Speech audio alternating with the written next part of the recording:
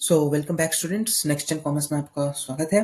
आज हम अपना डिमांड चैप्टर को कंटिन्यू करने वाले हैं। इसके पहले वाले टॉपिक्स अगर आपको जानना है तो आप प्लेलिस्ट में जा सकते हैं, या फिर आप मेरा चैनल को विजिट कर सकते हैं, या फिर आप इंस्टाग्राम पे जाके इसके नोट्स को डाउनलोड कर सकते हैं। तो आज का जो टॉपिक हम जो सीखने वाले हैं वो है चेंज इन क्वांटिटी डिमांडेड। ठीक है, बहुत ही इंपॉर्टेंट टॉपिक है, चाहे वो एनआईएस बोर्ड हो, चाहे वो सीबीएसई बोर्ड हो, या आईसीएसई बोर्ड हो, या स्टेट बोर्ड हो। ठीक है, along the demand curve, change in quantity demanded. ठीक है, चेंज इन क्वांटिटी डिमांडेड कब होता है? तो चेंज इन क्वांटिटी डिमांडेड जब होता है जब डिमांड में change only because of price of own good के कारण हो।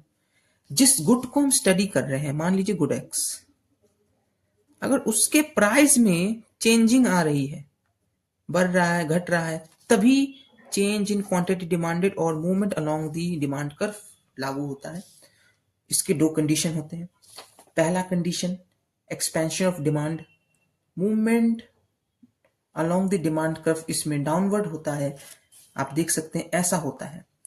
और upward movement along the demand curve या कॉन्ट्रैक्शन ऑफ डिमांड, इसमें डिमांड कर्व का जो पॉइंट होता है वो ऊपर की तरफ शिफ्ट हो जाता है। दोनों के केसेस क्या है मैं आपको भी समझाने वाला हूं।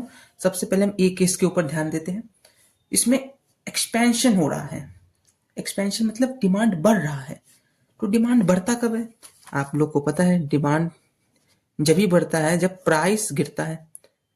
तो यहां मान लीजिए मैं एक कर्व बना रहा हूं जिसमें प्राइस पहले 10 था, अब वो 5 हो गया। क्वांटिटी डिमांडेड पहले 50 थी, 5 होने के कारण क्वांटिटी बढ़ गई।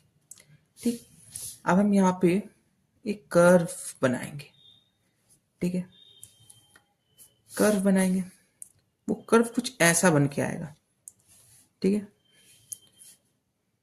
पहले 10 पे 50 क्वांटिटी हम ले पा रहे थे। ठीक है, यहाँ पे क्वांटिटी डिमांडेड होगा और यहाँ पे प्राइस होगा। ठीक, अब क्या हो गया, प्राइस घटने के कारण हम 100 ले पा रहे हैं। तो जो पॉइंट पहले यहाँ पे था, अब ये पॉइंट जंप होकर यहाँ आ गया नीचे की तरफ, क्योंकि डिमांड बढ़ रहा है। प्राइस के घटने के कारण डिमांड बढ़ रहा है। ठीक, तो यहाँ पे movement along the demand curve downward हो रहा है, नीचे आ रहा है, आप देख सकते हैं। इसी को हम कहते हैं एक्सपेंशन ऑफ डिमांड और movement along the demand curve downwards. ठीक है, अब आइए, अब हम दूसरा केस स्टडी करते हैं। दूसरे केस में आप देख सकते हैं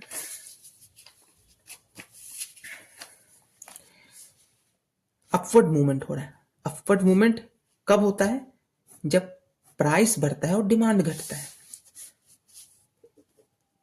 प्राइस जब बढ़ता है तो क्वांटिटी घटता है, हमने पढ़ा है, नेगेटिव रिलेशन है।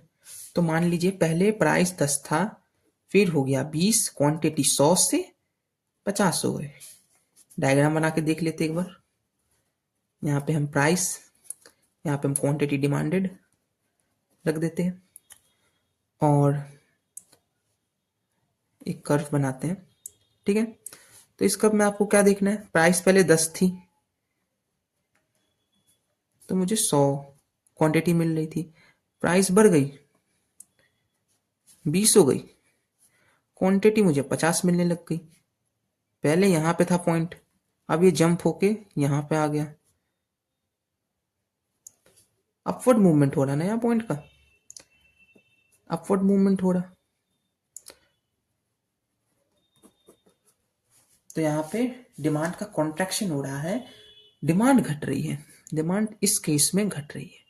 ठीक है, सो मैं आशा करता हूँ आपको चेंज इन क्वांटिटी डिमांडेड समझ आया होगा। हमने इसमें दो केसेस अभी पढ़े थे। पहला केस जिसमें डाउनवर्ड मूवमेंट होता है, डाउनवर्ड मूवमेंट का मतलब डिमांड बढ़ रहा है। और दूसरा केस जो हमने पढ़ा, इसमें अपवर्ड मूवमेंट हो रहा है, अपवर्ड मूवमेंट हो रहा है,